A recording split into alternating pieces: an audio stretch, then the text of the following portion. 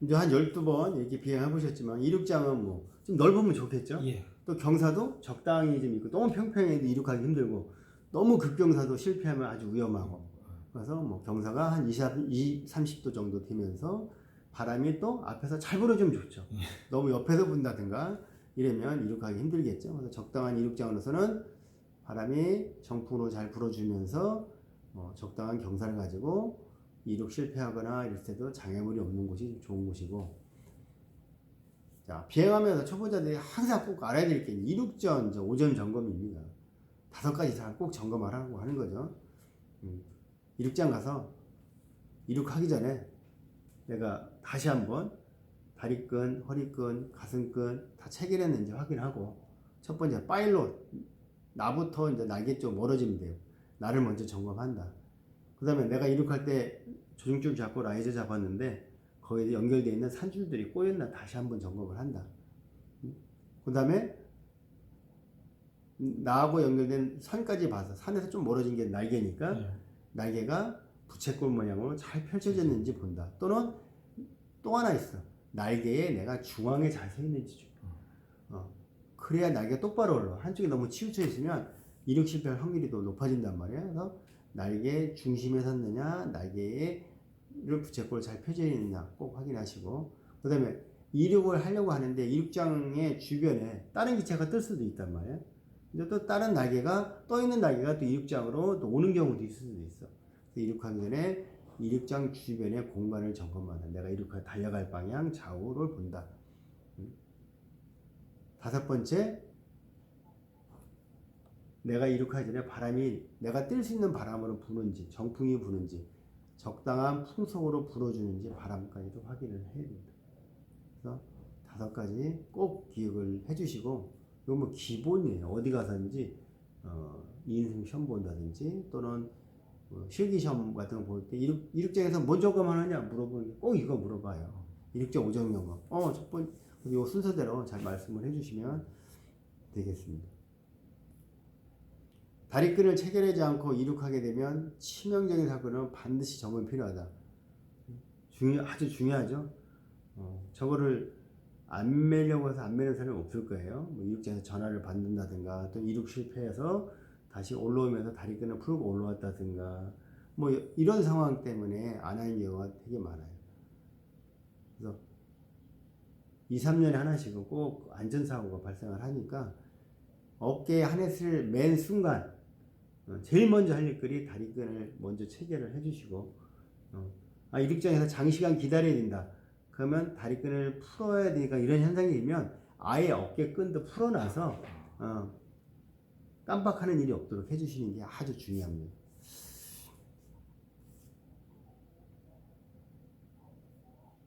자, 우리 맨날 이제 비행할 때 제가 꼭 말씀드리죠. 이륙장에 이제 초보자니까 옆에 항상 도와주는 교관이 있단 말이에요. 이륙하기 전에 눈으로 정말 내가 다리끈, 가슴끈을 잘 체결했는지. 자, 윤호님 다리끈, 허리끈 안전점검 이상무 이륙합니다. 꼭 큰 소리로 얘기하고 이륙을 하자 이거죠.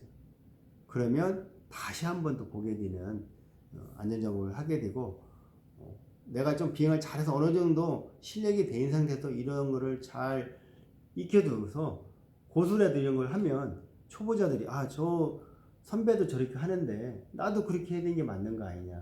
그래서 모든 사람들이 안전점검 이상무 이륙합니다 함으로써 저런 사고를 예방할 수도 있습니다. 꼭 그렇게 좀 모범적으로 해주시기 바라고. 자, 이륙 시 땅에 있는 날개를 지금 하늘로 올리는 단계. 이륙 시 이륙해서 날아갈 때 3가지 단계로 나눠질 수가 있어요. 첫 번째, 땅에 있는 날개를 하늘로 이렇게 올려주는 단계, 산개 단계라고 해요. 펼쳐지는 단계다 이거죠. 근데 이게 잘 올라왔는지 기울어졌는지 모르잖아, 그죠? 그래서 끌어온 날개가 기울어졌으면 그걸 균형을 주고 균형 잡았어. 이거 내가 계속 달려가도 돼? 아니야, 날개 다시 내려야 돼. 이거를 판단하는 단계가 필요하겠죠. 그게 이제 이륙을 해도 돼, 안 해도 돼 하는 결정하는 단계가 되는 거죠. 이상 없어. 우리 스카이에서 2개 꼭 하라고 그러죠. 라이저 양쪽의 텐션이 똑같은가를 느껴라. 내가 양쪽에 잡고 있는 주중줄에 텐션이 있는지를 느껴라. 두 가지가 나오면 제대로 올라온 상태다. 그러면 이제 언덕을 달려가기만 하면 뜨는 거잖아요. 이제 날개도 잘 펼쳐서 올라왔고, 올라온 거 기름도 없이 잘 올라와서 이렇게 해도 돼. 마음이 가졌으면 경사면을 따라서 점진적으로 가속을 하면서, 순간적으로 탁 하지 말고 속도를 점진적으로 가속을 붙여서 이륙을 하면 경사면 어느 순간에서 이륙을 한다. 이 비행 자체 여기서부터 100m 뜻이 빠르게 뛰어버리면 이 비행자는 붕 떴다가 여기에 내릴 수도 있어. 아무리 이 사람이 열심히 달리더라도 여기서 뜬다 그래서 여기서 떠가지고 이 언덕을 날아가기는 쉽지 않아요. 우리는 이 경사가 시작되는 이 지점에 가야만이 안전하게 이륙이 되는 거야. 그래서 여기서부터 이 경사면 시작하는 지점까지는 일정한 속도로 날개의 균형을 깨지지 않도록 밀고 점진적인 가속을 하면서 이 지점에서 이륙하도록 해주는 게 중요한 겁니다. 근데 초보자들이 뜨다 보면 이 지점에 막 뜨다 보면 상체에서 주저앉거나 이런단 말이에요. 그럼 이륙 실패가 돼버려요. 그래서 2, 6, 7번이 3단계, 날개를 잘 펼쳐서 올리는 단계. 그 다음에 날개의 균형을 잘 잡고 이륙을 해도 돼, 안 해도 돼 하는 결정하는 단계. 괜찮아, 이렇게 해도 되면 점진적인 가속을 통해서 언덕에서 이탈하는 단계. 크게 세 가지로 나눠진다는 것도 꼭 기억을 해주시고요. 자, 이렇게 올라왔는데 이 이륙자가 조종장이 양쪽 브레이크가 너무 적으면 날개가 너무 빨리 가겠죠. 예. 그러면 언덕에 도달하기 전에 봐서 날개는 앞에 쓰러져서 이륙 실패할 거예요. 그죠? 근데 또 너무 많이 브레이크를 잡으면 날개는 뒤로 쓰러지게. 그러면 나가 또 엇박자가 나서 이륙이 안 돼. 그래서 아까 얘기했듯이 양쪽 날개에 라이즈의 텐션을 느끼고 내가 잡고 있는 양쪽 조종줄에 적절한 텐션을 느낀 상태로 경사면을 따라서 지그시 달리다 보면 어느 순간에 안전하게 이륙이 된다.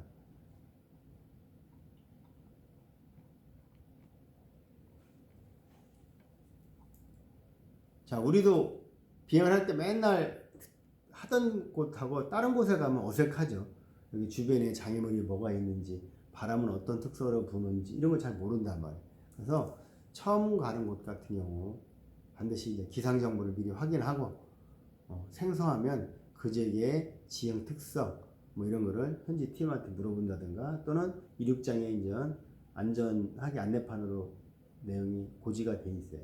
그런 걸 보고 비행을 함으로써 좀 더 안전하게 비행을 해야 되겠다. 아까 나왔던 내용 이륙장은 뭐 좀 넓은 게 좋다. 장애물이 없는 게 좋다. 적당한 경사 20, 30도 정도 경사가 있는 게 좋다. 가능하면 정풍 바람이 부는 게 좋고 그 다음에 달려가는 길이도 어느 정도 적당히 있으면 좋다. 너무 짧아도 위험하고 너무 길어도 또 이륙하기가 쉽지가 않아요. 또 바람이 너무 세면 이륙하기 힘들잖아요. 그래서 협회에서는 시속 25km 이상이 불 때는 비행을 하지 마라. 초보자만이 아니라 네. 일반도 25km 이상 불면 좀 위험에 노출이 될 확률이 되게 많은 겁니다. 우리 날개는 뭐 30km 이상으로 날기는 하지만 공중에서 25km하고 이륙장 25km 이륙할 때 날개를 올릴 때 센 바람 때문에 날개를 균형적으로 이륙을 시킬 수가 없어요. 그 다음 뭐 순간에 조금만 길어져도 확 끌려가서 주변 장애물에 부딪혀서 사고로 이어질 수가 좀 있습니다. 꼭 25km 이거 좀 기억을 해두시고 초보 때는 바람이 너무 없어도 날개 올리기 힘들잖아. 예. 너무 세도 부담되잖아. 예. 그러니까 뭐 나는 시속 5km에서 시속 20km 안에서만 비행을 할 거야. 이 안에서만 안전하게 하면서 기량이 점점 습득되면서 좀 더 비행한 폭을 좀 넓혀주면 보다 안전하게 비행을 할 수 있겠죠. 자, 이륙전 5점 점검 아까 얘기했습니다. 그죠? 파일럿, 산줄, 캐노피, 주변 공간, 바람 방향. 그죠? 출발 시 3단계 얘기했죠? 날개 올리는 3개 단계. 날개를 올려놓고 균형을 잡고 비행을 할까 말까, 이륙할까 말까 하는 비행 결정 단계. 가도 돼. 가속하면서 점진적으로 지면서 이륙하는 단계. 그게 3단계로 나눠진다.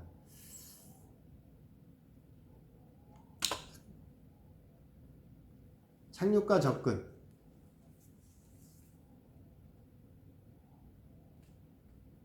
우리가 일반적으로 착륙은 맞바람 오고 착륙하는 게 철칙이죠. 네. 뭐 약한 바람이면 뭐 문제가 없을 수도 있지만 바람을 마주보고 착륙하는데 마주보고 들어오는 착륙장 진입 초기 구간은 나뿐만 아니라 다른 날개들도 여러 대가 계속해서 착륙하는 공간이에요. 그래서 고도가 어느 정도가 있는 상태라면 그쪽에서 고도 처리하지 말고 착륙장 좌우에 주변에서 고도 처리한 다음에 유턴 착륙을 통해서 착륙장으로 들어오는 것이 제일 안전한 방법입니다. 그래서 바람이 없든 바람이 좀 있든 유턴 착륙법을 익혀두면 팔자 비행이나 S자 비행으로 고도 처리해서 착륙장에 들어오는 것보다 훨씬 더 쉽게 착륙장에 들어올 수가 있습니다. 꼭 유턴 착륙법을 좀 기억을 해주시고요. 그래서 유턴 착륙법은 착륙장의 맨 끝에 좌우에서 대기 구간, 거기서 뭐 300도 회전한다든가 팔자 비행을 한다든가 고도가 높으니까 고도를 떨어뜨려 대기 구간이야. 아, 고도 어느 정도 내려갔어요. 착륙장으로 가야 돼. 그러면 착륙장 길을 따라서 같이 가는 배풍 구간이죠. 쭉 가다가 이제 착륙장으로 들어가 있는 게 90도 꺾어야 돼. 측풍 구간. 다시 한번 90도 꺾어서 착륙장으로 들어가야 돼. 이제 최종 접근 구간. 이게 크게 이제 네 가지 구간으로 좀 나눠진다. 그 뒤에 이제 그림으로 한번 설명을 좀 드릴게요. 자, 비행하다 보면 불가피하게 나무에 불시착하는 경우가 발생을 합니다. 그런 경우에 배풍은 속도가 빠르니까 가능하면 정풍 상태로 착륙하는 게 좋고, 똑같이 나무에 착륙해야 돼도 어깨, 가슴, 허리 차렷해서 충격량을 좀 줄여줘서 내가 다치지 않도록. 대신에 눈이라든가 이런 부분이 나무까지 찔리면 안 되니까 이제 보호를 좀 하면서 착륙을 해주시면 되겠습니다. 또 다리를 모아라. 다리를 벌리고 하다 보면 다리가 가지런히 껴가지고 발목에 골절을 입거나 이럴 수도 있어요. 그런 일이 생기지 않도록 하라. 나무에 착륙하더라도 일반 착륙장에 착륙까지 전풍 착륙을 하고 일반 착륙처럼 진행을 하라 하는 거. 물에 착륙. 뭐 물에 착륙하고 싶어 하는 사람은 별로 없죠. 나는 이 고도에 충분히 물을 건너갈 줄 알았는데 건너가지 못해. 가다 보니까. 근데 어떻게 되돌아갈 수 있는 방법도 없고 다시 지나갈 수 있는 방법도 없으니까 빠지는 거란 말이야. 그럼 빠지기까지는 가다 보니까 못 가겠네. 물에 빠지니까 2, 30초 또는 1분 정도 시간이 있을 거예요, 분명히. 그죠? 다 가서 못 느끼는 게 아니니까. 예. 그래서 물에 빠지기 전에 미리 하네스 벨트를 풀고 내가 물에서 떼내릴 준비를 하는 거죠. 하네스하고 같이 물에 들어가면 물속에서 하네스는 뜨고 나는 가라앉아서 버클을 풀기가 힘들어요. 나는 가라앉고 하네스 뜨기 때문에 사람이 물에 빠져서 일어나고 싶어도 못 일어나지게 됩니다. 그래서 하네스 체결부트를 풀 수 있으면 풀고, 그 다음에 날개는 가능하면 강물이 흘러가는 뒤쪽으로 떨어지게 해야 된다. 내 앞으로 떨어지면 강물이 흘러와서 내 몸을 덮쳐버린단 말이야. 옆쪽이나 뒤쪽으로 쓰러지게 하고 하네스에서 모든 체계를 풀고 가능하면 빨리 벗어난다. 그리고 뭐 수영을 못한다 그러면 헬멧이 있으니까 헬멧으로 좀 벗어가지고 얼굴만 내놓고 있어서 구조를 받는다든가 이렇게 해주시면 되겠습니다. 근데 이게 체결 벨트가 다리 끈은 잘 풀려요. 근데 가슴 벨트가 안 풀릴 거예요. 다리 끈도 풀리니까 이게 누르냐? 힘을 안 받으니까. 의자 앉아 있는 상태니까. 네. 근데 여기는 힘을 받고 있기 때문에 안 풀려요. 그래서 이쪽 라이저를 이렇게 당겨서 힘을 안 받게 확 풀어줘야 돼. 안쪽 이게. 네. 이렇게 해야지. 그렇지 않고 이제 아무 힘을 갖고 있는데 아무리 눌러도 이건 안 풀리는 거야. 그 풀리면 위험한 거지. 그 제대로 잘못된 거란 말이야.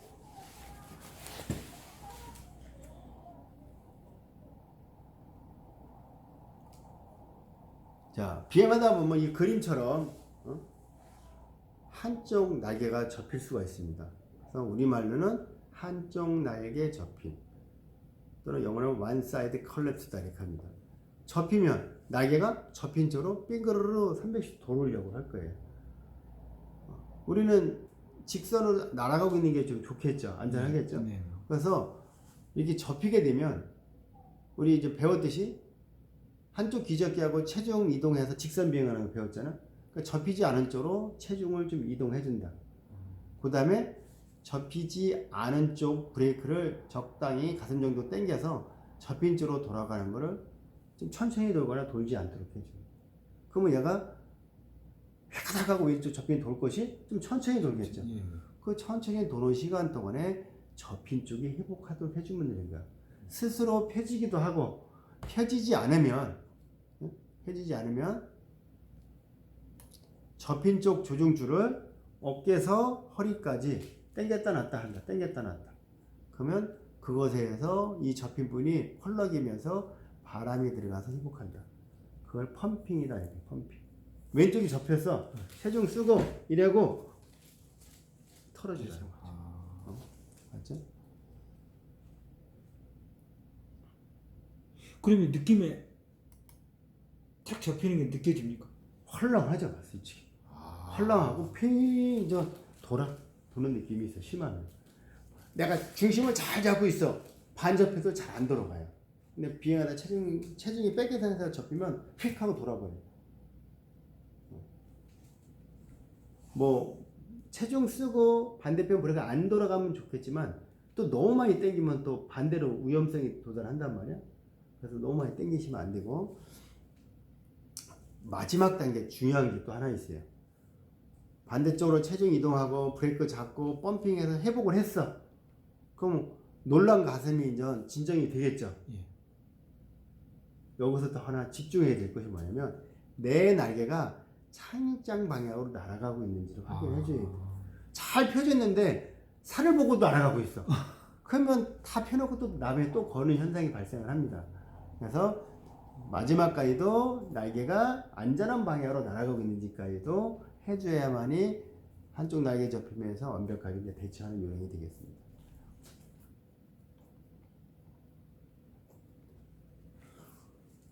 자, 이렇게 접혔는데 한쪽 날개 접힘이 발생했는데 펌핑해서 펼쳐나가면 좋은데 이 날개 끝쪽이 산줄 사이에 이렇게 들어가서 빠져나오지 않는 경우가 있어요. 이렇게 들어가서 안 나와. 얘가.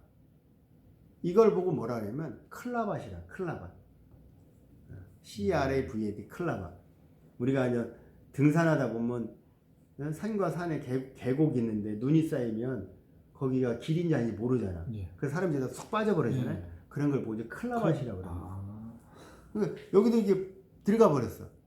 들어가면 아까처럼 반대쪽 체중 쓰고 브레이크 잡고 이 헐렁하게 된 줄이 있죠. 예. 이 줄을 잡고 툭툭 털어주면 빠져. 빠져요? 네. 근데 여기 보면 비라이저에 보면 줄이 하나, 둘, 셋, 네 가닥 있죠. 얘가 만약에 노란색으로 되어 있으면 얘는 빨간색으로 되어 있을 거야. 하나만요? 네. 그러니까 요 줄이지 여기. 요 줄이. 예. 요 줄이 색깔이 구분을 해놨어. 저런 클라바이 됐을 때 그 줄을 잡아 당겨서 저걸 빼주라고 색깔을 구분을 줘놨습니다. 그래서 이렇게 되는 현상이 클라밭이다. 산줄이 날개 끝에 껴서 산이 껴서 빠져나오지 않는 상태가 클라밭이다. 클라밭의 대체명은 비라이저의 맨 바깥에 줄, 이게 색깔로도 산줄이 다른 색깔로 되어 있는데 그걸 잡아서 여기 당겨서 회복을 시켜주면 되겠다.